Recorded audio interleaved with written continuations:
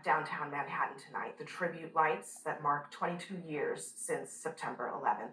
President Biden paid tribute in the state of Alaska on his way home from an overseas trip, but he made a false claim while giving that speech. Ground Zero in New York, and I remember standing there the next day and looking at the building. I felt like I was looking through the gates of hell. That's not true. Biden was in Washington the day after 9/11. He didn't visit Ground Zero until 9 days later. By being in Alaska today, though, Biden is breaking the tradition of presidents marking this particular day from attack sites. At least two of the Republican candidates are denouncing that decision tonight.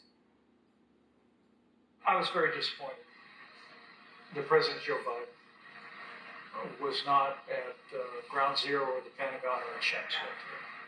Well, I think the American spirit always needs to take priority, period. You're in Vietnam, that's not a democracy. You need to be in America, that is a democracy. You need to acknowledge something that happened that was horrific, not just as a reminder to Americans, but as a tribute to those American families who lost loved ones. Let's discuss this with journalist and former Fox News host Geraldo Rivera. Geraldo, thanks for being here. Hi, Abby. What do you make of... My pleasure. What do you make of this criticism? President Biden points out, or his team points out, it has been 22 years since 9/11 occurred. The first president to break the tradition is always going to be the first president to do it. Do you think it's fair to criticize him for not being there? I do, as a native New Yorker, Abby, someone whose kids in grade school lost 6 other dads in the attacks. It's just something that will live forever. It's it's like a dark July 4th. 9/11 is something that's now part of the fabric of American life, and to treat it as if it was just another anniversary, I think is really ill-advised. I deplore it. The emotion that people had when they saw the skyline today, the early minutes of the football game, and the lights, it's just so emotional. The Statue of Liberty in New York Harbor, and to treat that as if it's just we went 22 years, I'll come back in 25 years. I don't think it's appropriate. And then to be befuddled about whether he was there or not. I think that's pretty alarming. Let me ask you, though, I mean, at what point do you think that this becomes like something like a Pearl Harbor, which is another searing moment in American history, but one that is not marked every single year? Well, I think that you make a good point, and I'm just answering in a very emotional way. Yeah. I was born there, spent most of my life in New York City. I have 3 children and grandchildren in the city or the boroughs. It's just something that everyone that I know remembers precisely where they were, how they responded, what impact it had on their family lives. It's not just another anniversary. It is 9/11. It is something that started the war on terror, that it distorted all of our lives. It changed everyone's life for the worse. It's something that it is branded in the American psyche now. And to go and then to say I was there the next day when he wasn't there, I want to love the guy. I want to root for him. I don't want the criticism that he's lost a step, that he doesn't know what day it is or whatever it is, and walks the wrong way on stages and so forth. I don't want this. He's only 8 months older than I am. I don't want that to define him, and yet he is being ill-served by his staff. I know you wanted to talk also about immigration today, just as being ill-served on immigration. Well, let's talk. He is no policy. He's the problem. Well, let's talk about that for a second, because as a New Yorker as well, I'm sure you're aware of what's unfolding here in this city with the migrant crisis. And former New York City Mayor Mike Bloomberg weighed in a New York Times op-ed saying the Biden administration has failed to address the steep price many cities are paying for a system they didn't create, and the borders the cities don't control. Is the Biden administration, Geraldo, in your view, to blame Or is it really Congress that is to blame for failing to address this issue? I think they are both criminally negligent. Congress plus the White House. They know what the at least temporary solution to this awful crisis is. I just want to parenthetically say I have a niece, Olivia, got a new apartment in Gramercy, the Gramercy Park area.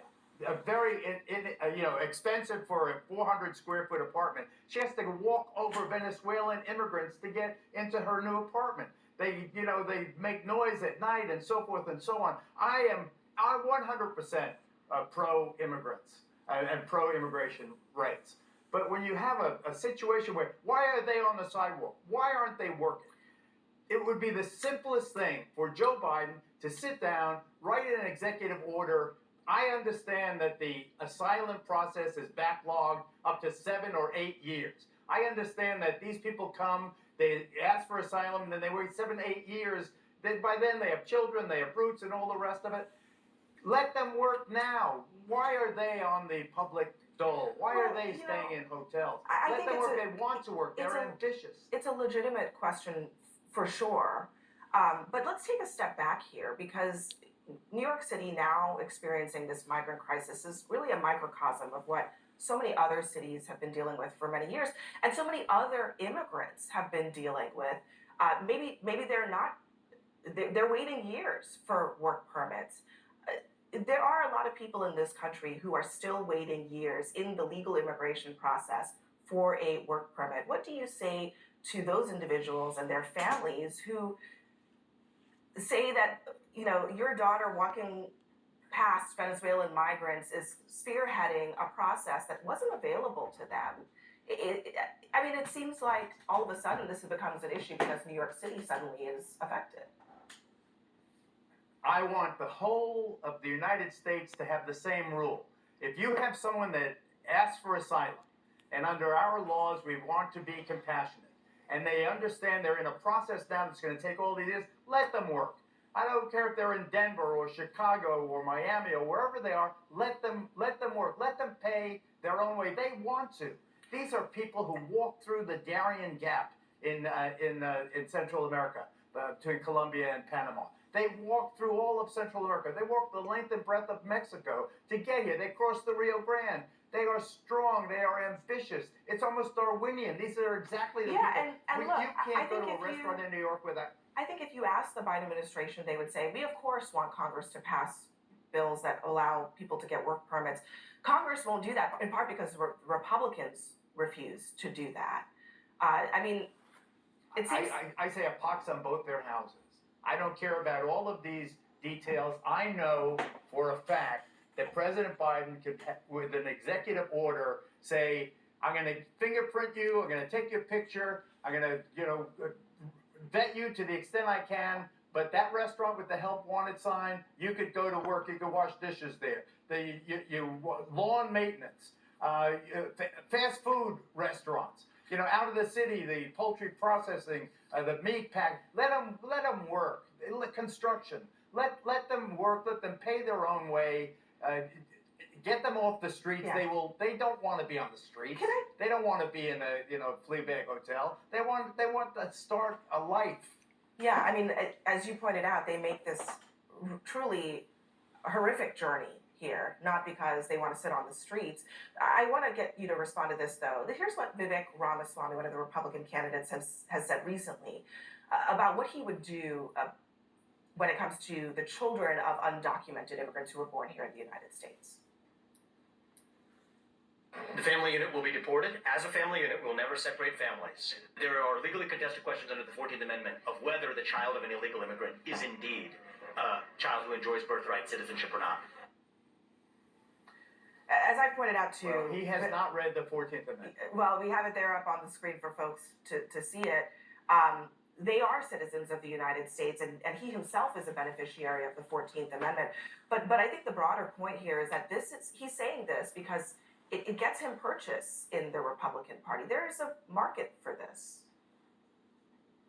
Well, there may be, and it may be pragmatic for him, but it makes me want to throw up in my mouth now when I look at this opportunistic I fill in the blank. It makes me want to.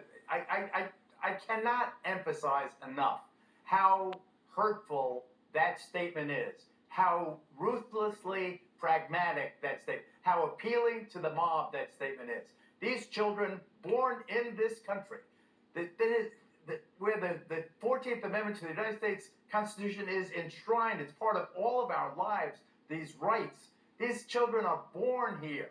Whatever sins their parents committed is on the parents. But the kids are they are Americans as much as either of us are Americans, Abby. And I just think that he's too clever. He keeps reminding me of the Chris Christie quip in the first debate when he said he was like Chat GPT. That's what it's so programmed to get that right wing vote in the case that Trump falters or the second place on the Republican ticket. It's beneath the dignity of people running for public office. It should be, and I really deplore it. The 14th Amendment says that they are citizens. They are citizens unless and until you amend the Constitution, which you can with 3/4 of the states and so forth. And certainly a president cannot do it unilaterally. Geraldo Rivera, thank you so much for joining us Certainly today. cannot.